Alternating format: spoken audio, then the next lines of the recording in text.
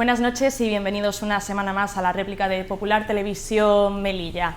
En el programa de este martes, 12 de julio, vamos a contar, en esta primera parte del programa, de las entrevistas, vamos a contar con el presidente de la ciudad, Eduardo de Castro, quien nos va a contar temas, sobre todo a nivel institucional, a nivel europeo, porque precisamente ya anunció que han comenzado los trámites para establecer esa oficina de Melilla en Bruselas. Así que primero le vamos a dar la bienvenida. Muy buenas noches, Eduardo de Castro, y gracias por estar con nosotros. A vosotros, buenas noches. Pues esa novedad, esa oficina en Bruselas que ya se anunció, pero ya habrían comenzado esos trámites, entonces quería preguntarle cuáles serían los principales objetivos de esta oficina en Bruselas. Bueno, el primer objetivo efectivamente es que nos den ese espacio en la representación de España ante la Unión Europea, lo que se conoce como REPER. El 1 de junio, cuando yo estuve en Bruselas hablando con el embajador de España en la Unión Europea, en ese momento, en la conversación, pues surgió el tema de la sede y nos dio una posible solución que creo que es bastante oportuna, de alquilarnos, digámoslo así, una oficina dentro de las instalaciones de la representación de España en la Unión Europea. Bueno, tomé nota y cuando vine a Melilla, aunque hasta hace poco no he dicho nada porque todas estas cosas hay que ir poquito a poco, estuve hablando con el secretario de Estado para la Unión Europea y el secretario de Estado dijo que lo veía bien y que iba a hacer lo posible. Eso fue el día 14 de junio, que le envié además una carta formalizando la petición al secretario de Estado. Y al día siguiente, el jefe de gabinete del secretario de Estado me llamó y me dijo que estaban mano a la obra para agilizar esto, que tenía orden del secretario de Estado de agilizarlo lo antes posible. Esta oficina, desde luego, hay que decir que es un gran paso, tiene ventajas. La primera, que nunca hemos tenido ninguna oficina allí. La segunda, que al estar dentro del órgano de representación de la Unión Europea, todo es más sencillo, es más económico, es más estratégicamente, es mucho más operativa, porque los consejeros de la representación están allí, y yo creo que es un acierto tener la oficina en la sede allí, y además es evidente de que es un paso cualitativo el tener representación en Bruselas, porque es algo que se tenía que haber hecho hace mucho tiempo, no se ha hecho por las razones que sean, no es una crítica, simplemente no ha habido oportunidad, y ahora que se nos ha ofrecido esta oportunidad, pues creo que hay que aprovecharla. Y bueno, la intención es que se abra lo antes posible y de que sea operativa lo antes posible. El cómo se va a hacer, bueno, eso va a depender, porque esto será a través de un convenio con el Ministerio de Asuntos Exteriores, un convenio que firmará de alguna manera el ministro o el secretario de Estado conmigo, porque somos los que tenemos capacidad de firmar este tipo de convenios, y ahí se determinarán la fórmula a seguir, ¿no? Pero vamos, el asunto es estar allí, tener a un personal técnico, fundamentalmente, porque sepa moverse por allí, para que esa oficina funcione. Es una solución económica, operativa y estratégica. Quería comentarle, antes de esta noticia de que ya han empezado los trámites, se dijo que la ciudad tiene 90.000 euros reservados para los 3 últimos meses del año. Dentro del convenio que ha dicho que se va a establecer con exteriores, ¿se hablará de ese presupuesto? ¿Se va a mantener esta primera partida? ¿Se piensa ampliar? No sé si ya se ha pensado en este asunto. No, todavía no, porque hasta que no esté el convenio hecho no sabemos no va a costar eso, no creo. Y entonces ya sobre la marcha, ¿no? Se va. Yo creo que está bien tener una partida ahí reservadas, no pasa nada si no se hasta ahora pasa al fondo común, por decirlo de alguna manera, y se habilita otra. Pero lo importante no es tener la partida, que está bien, lo importante es tener la sede, y eso es lo que pretendemos. Entonces yo creo que efectivamente el objetivo primordial ahora mismo es efectivamente tener la sede. Pero para tener esa sede se deberá tener alguna partida, sí, por ejemplo, por el alquiler. O sea, se cuenta primero con esos 90.000. Sí, está ese dinero ahí, no creo que haga falta más, y si hiciera falta más inversión, pues se buscaría, no hay ningún problema. El caso es estar, miren, en la Reper, en esta representación, no seríamos los únicos, ya hay 6 comunidades: Asturias, Madrid, Castilla y León, Castilla-La Mancha, Aragón y Rioja, ya están allí. Algunas de ellas tenían sede fuera y como era muy caro, se han ido allí. Y están encantados porque, como decía el embajador, es que lo tienen todo a mano, ¿no? Porque el tener una sede allí es simplemente para estar cerca de las instituciones europeas donde se deciden cuestiones que nos afectan, por ejemplo, cuestiones que se deciden no solo en el Parlamento, sino en el Comité de Regiones, que es otra cuestión que también estoy gestionando. Y para eso hace falta, pues bueno, hace falta información de primera mano y hace falta tener una conexión directa con Bruselas, con la sede, y la sede con las instituciones. ¿En qué materia se puede trabajar más desde las instituciones europeas que afectarían a la ciudad? Empleo, turismo, y se haría preferencia, ¿habría alguna preferencia, algo más fácil? No sé si se ha planteado, si se ha pensado. Todavía no, vamos a ver, esto es sería una sede que va a abarcar todo tipo de problemática que tenga que ver con Melilla, independientemente de que sea o turismo, o frontera, o impuestos, o pertenecer al comité de regiones. Cualquier cosa que afecte a cualquier parcela que tenga que ver con Melilla y Europa, para eso tiene que estar la sede. Entonces, las cuestiones que se van a tratar van a depender mucho del momento concreto y de la situación que hay. La primera cuestión es tener voz en Bruselas.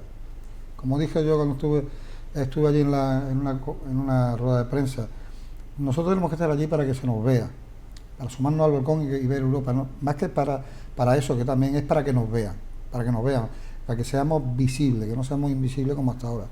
Y hay que aprovechar la coyuntura porque desde mayo del año pasado, cuando pasó lo de Ceuta, pues todo el foco se puso en Ceuta y por tanto, y ahora en Melilla, con el salto a la valla también se ha puesto aquí. Ha habido intervención en el Parlamento Europeo el otro día en Estrasburgo y hubo una hora hablándose de este problema de Melilla. Es decir, tenemos que estar sí o sí, y es más fácil arreglar problemas cuando hay contacto directo con la institución. También el Comité de las Regiones ha comentado que se está gestionando. Sí. ¿Cree que puede estar preparado antes de que termine esta legislatura? No, es imposible. Vamos a ver, el Comité de Regiones, España tiene una representación a través de la Federación de Municipios y Provincias, y la representación son 17 miembros, uno por comunidad, con 17 suplentes, más 4 miembros que elige la Federación, más 4 suplentes. Nosotros no estamos porque cuando se hizo esa distribución, ni Ceuta ni Melilla teníamos aún el estatuto. Esos son nombramientos por 5 años. La última vez fue en el 2020. Nadie hizo nada antes del 2020. Nosotros entramos en el 2019, en julio estaba el gobierno, era imposible. O sea, se tenía que haber preparado mucho antes. Nadie preparó absolutamente nada. Entonces, el próximo recambio es en el 2025. Este gobierno no estará. Pero es que aquí no se trata de estar ni de apuntarse a nada, se trata de hacer. Entonces, mi intención es que preparemos el camino para el 2025 intentar entrar en el Comité de Regiones. Esa es la intención. ¿Qué se ha hecho en ese sentido? Pues mire, nada más llegar al gobierno, en el 19, en noviembre, solicité un informe sobre las posibilidades del Comité de Regiones, de entrar, de participar. Ese informe este año, sabiendo que tenía que ir a Bruselas, pedí que se actualizara y lo llevé. Desde noviembre del 19 hasta ahora que se ha vuelto a hablar del tema, yo he tenido, por ejemplo, en mi intervención en el Senado, en una ponencia de insularidad, allí también se dijo, también en la conferencia de presidentes, en todas las conferencias de presidentes se ha hablado de este tema. Y la última conferencia de presidentes en La Palma, en el vuelo que íbamos de Madrid a La Palma, venía conmigo compartiendo asiento Abel Caballero, que es el presidente de la Federación de Provincia, de Municipio y Provincia. Y también se lo dije y me dijo que iba a echar una mano, que iba a ver cómo podía arreglarlo.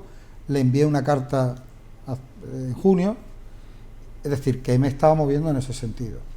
Aparte de eso, cuando estaba en Bruselas, que fuimos a un viaje muy concreto, de una presentación de un informe,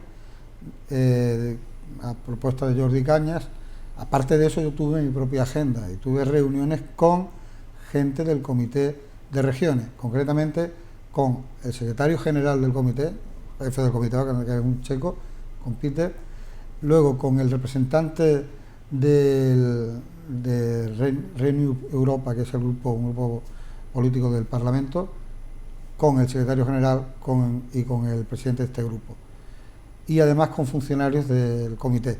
Es decir, está todo hablado.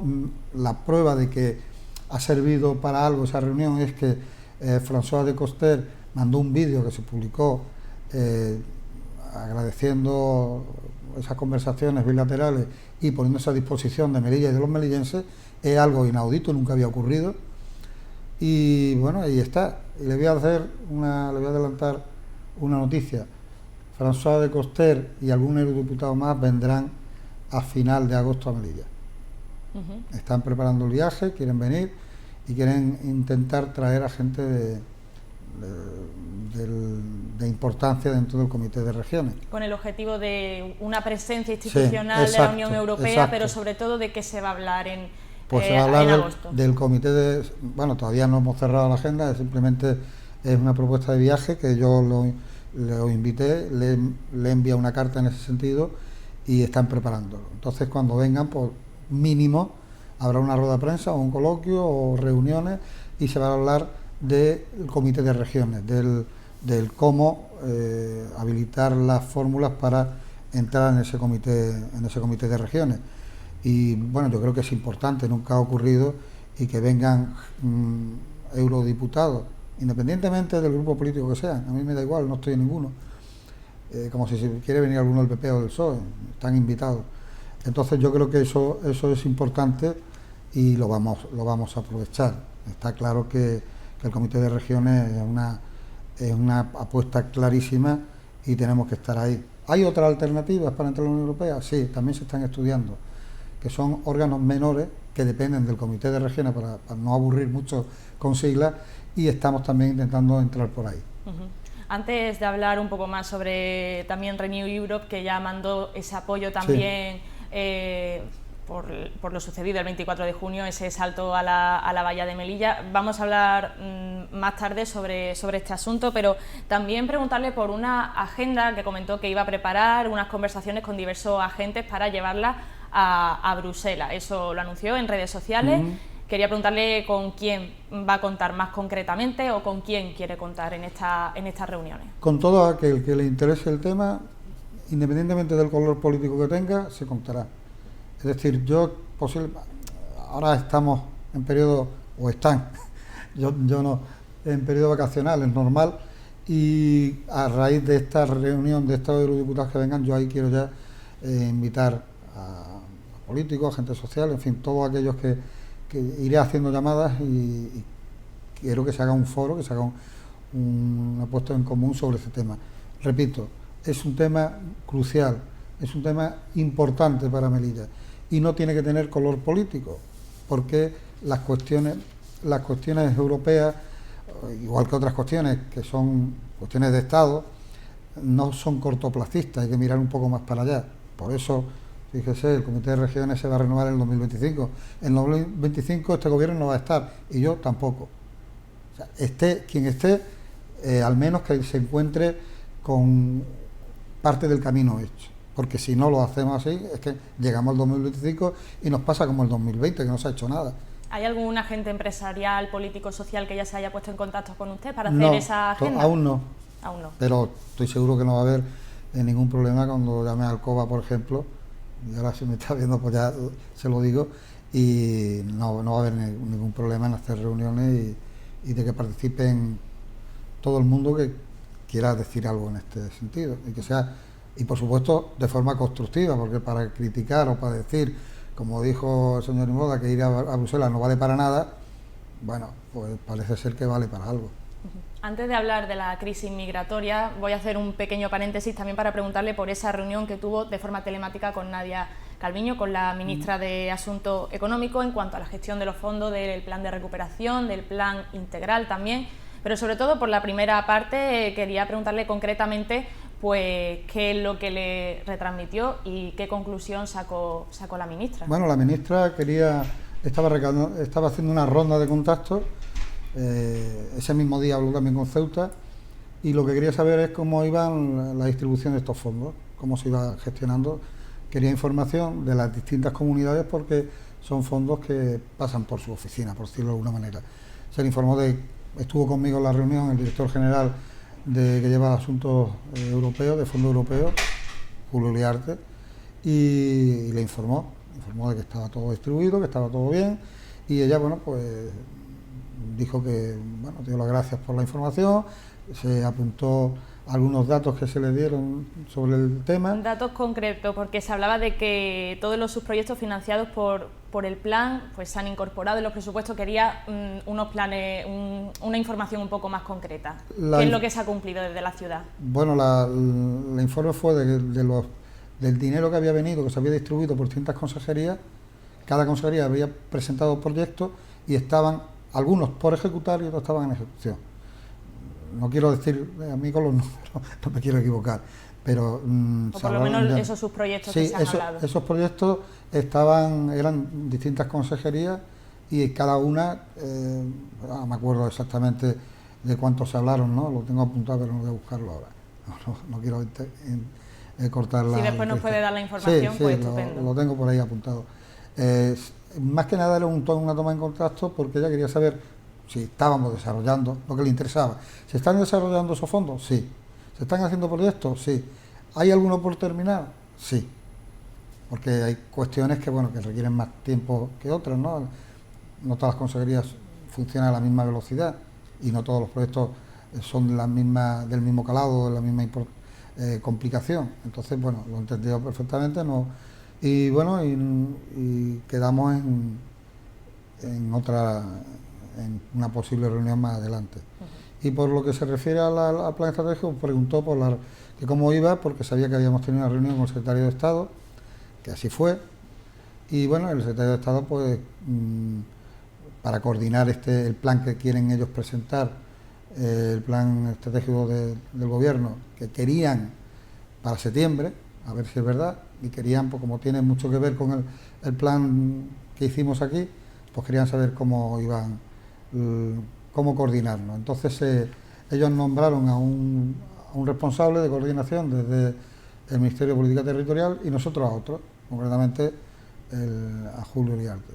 Y entonces entre ellos se hablan, se ponen de acuerdo y van coordinándose hasta llegar a esa presentación del plan estratégico de ellos, porque el nuestro va a pasar por Consejo de Gobierno lo antes posible.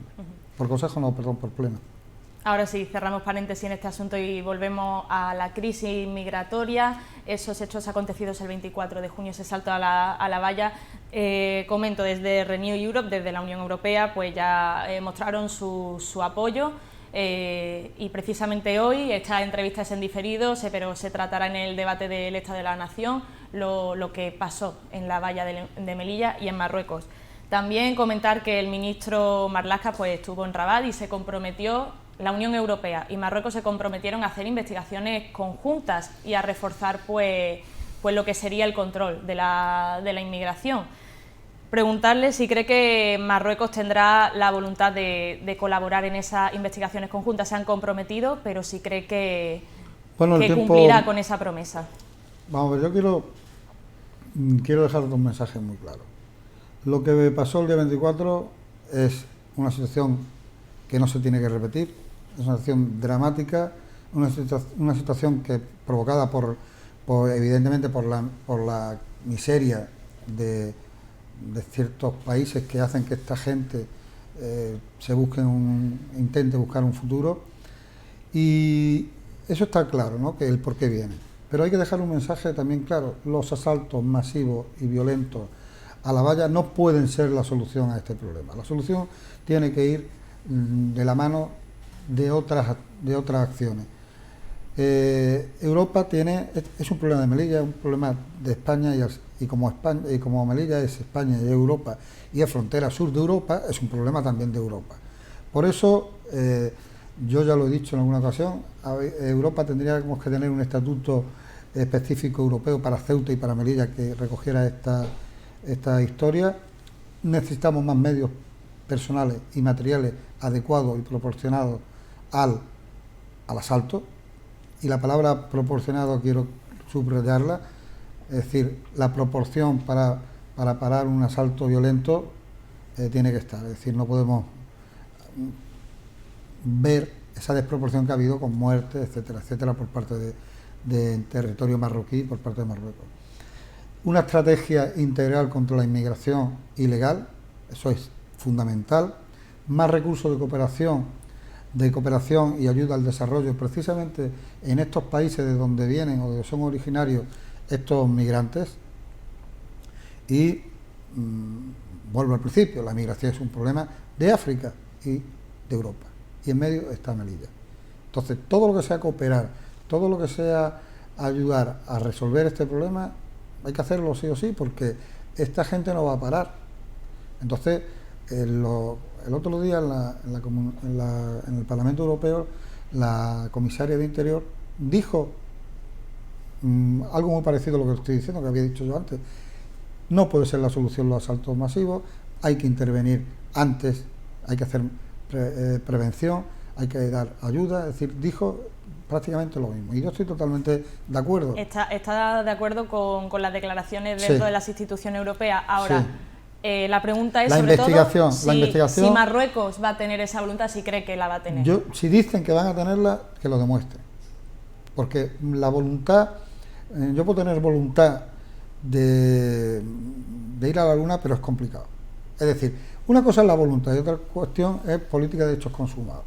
Es decir, voluntad, venga, sí, vamos a quererlo, no, pero el tiempo pone a cada uno en su sitio, y Marruecos muchas veces ha dicho que tenía voluntad y luego no lo ha hecho.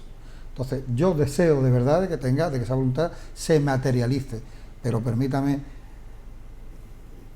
que tenga dudas, porque se han prometido tantas cosas que luego no se han materializado. Ojalá sea verdad. Sí es verdad que la Fiscalía Española ha intervenido, Europa también, pero claro, estamos hablando de un territorio que no es el nuestro, donde la Fiscalía no tiene capacidad, no tiene competencia. La Fiscalía tiene competencia en territorio español o allí donde se ataque, en una embajada, por ejemplo, pero no es el caso. Es decir, si no hay colaboración por la Fiscalía marroquí, difícilmente se puede ir a un buen resultado. El ministro Marlaska felicitó la acción de las fuerzas marroquíes en ese salto a la valla. Quería preguntarle su opinión por esas declaraciones. ¿Se lanzó demasiado o tendría que haber sido más discreto en estas declaraciones? Porque me refiero a lo que fueron las acciones de los agentes marroquíes. No hablo de la Fuerza y Cuerpo de Seguridad del Estado de España, sino del país vecino. Vamos a ver, aquí hay que diferenciar primero, cada uno es dueño de sus palabras y esclavo de las palabras que emite en un momento dado. Yo creo que el ministro tenía unos datos concretos. Lo que yo vi en un vídeo de los primeros que salieron fue 2000 y pico de personas aproximadamente que bajaban desde el Urubú, que llegaban a la valla, y una hilera de coches de la gendarmería que intentaba interceder. O sea, hasta ahí ningún problema. Nunca se había visto, o yo no lo había visto, esa ayuda a la que se refiere el ministro, que sí existió. Otra cuestión es la desproporción en esa ayuda. ¿La ayuda existió? Sí. ¿La gendarmería se puso mano a mano con la Guardia Civil a parar a los inmigrantes? Sí. Otra cuestión distinta es lo que pasa luego. La ayuda estuvo, que después hubo desproporción y hubo escenas dramáticas que no deberían de haberse dado, también. O sea, yo creo que el ministro, y no estoy corrigiéndolo ni muchísimo menos, se refiere a la acción in situ, no se refiere a otras cuestiones. Entonces, la ayuda in situ en la valla es evidente, estuvieron ahí y se vio, nunca se había visto a la gendarmería actuar en la valla con tanta prontitud y con esa contundencia excesiva, al final excesiva, desproporcionada. Pues habrá que ver, habrá que esperar a ver qué explicaciones se dan, sobre todo también por las personas fallecidas en la valla. Pero para ir terminando la entrevista también quería preguntarle por otro asunto en materia del partido Ciudadanos. Ya comentó en las últimas declaraciones en este sentido que si seguía la ejecutiva de Inés Arrimadas no confía en que esté en ese partido, también a la espera de lo que determinará la justicia por esa demanda civil que presentó. Todavía queda unos meses, pero quería preguntarle por unas novedades. Es esa refundación del Partido Ciudadano, y es que se ha anunciado que el antiguo rival de Inés Arrimadas, Francisco Igea, se incorpora a la ejecutiva. No sé si esto cambia su postura en cuanto a Ciudadanos o sigue igual. No, yo sigo exactamente igual. Lo que haga Paco Igea es problema de Paco Igea. Yo sé que Paco tiene la intención buena intención siempre, ha sido crítico. Yo estaba en ese contrincante, en la ejecutiva de Paco, estaba yo. Para que no, ¿Usted lo apoyó para sí, esa primaria de Ciudadanos? Yo iba en esa ejecutiva, que por otro lado es lo normal. El único presidente autonómico que tiene que no vaya a la ejecutiva, eso nada más que ha ocurrido en Ciudadanos.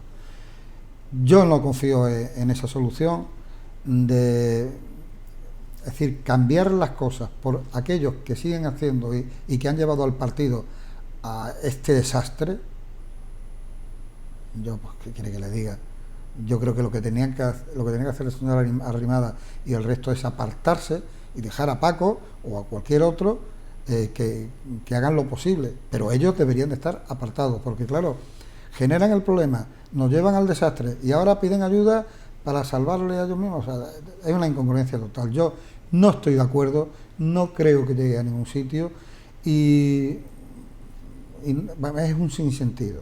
¿Qué van a cambiar? ¿El color? ¿Vamos a cambiar el naranja por otro color? En vez de Ciudadanos nos vamos a llamar Nuevos Ciudadanos. No tiene ningún sentido. Yo creo que se ha encargado el partido. Tiene mucha culpa esta ejecutiva, que es una continuación de la anterior. Ya lo dijimos algunos hace años, por eso viene luego, no mi expulsión, que no ha sido el único, no han expulsado a unos cuantos cargos porque somos críticos. Y un partido como dice Inés Arrimadas, que es un partido abierto, que es un partido que se pone las cosas encima de la mesa, que hay libertad, mentira. Por decir lo que uno piensa, se ve metido en esta historia, ¿no? Mire, lo más increíble de todo esto, la incongruencia ya total, es que Renew Europe, que es el grupo político donde está metido en el Parlamento Europeo Ciudadanos, me dé todo su apoyo y Ciudadanos haga la pantomima de expulsión que no tiene ni pies ni cabeza, que solo ha valido pues, para que lo use el PP y para estar, pues bueno, como siempre está, porque nunca me han echado una mano, hay que decirlo, Ciudadanos nunca ha hecho una mano a este presidente ni cuando estaba en activo. Mira, le voy a dar un dato, me costó 2 años conseguir una sede que casi no se usó por culpa de la pandemia. Llegaron, la cerraron sin contar con nadie y bueno, se me habían expulsado a hacer una gestoría y meter a gente nueva, tampoco les da igual. O sea, con Melilla lo han hecho muy mal y yo eso no sé, que me expulsen a mí es irrelevante, pero que dejen a todo Melilla y a su afiliado totalmente fuera de juego, o sea, como si no existiera, pues yo eso desde luego no se lo voy a perdonar ni a Inés Arrimadas, ni a los que había, ni a Fran Herbiá, ni a José Manuel Villegas, ni todo esto. El único que se fue Rivera, y dimitió, los demás se quedaron.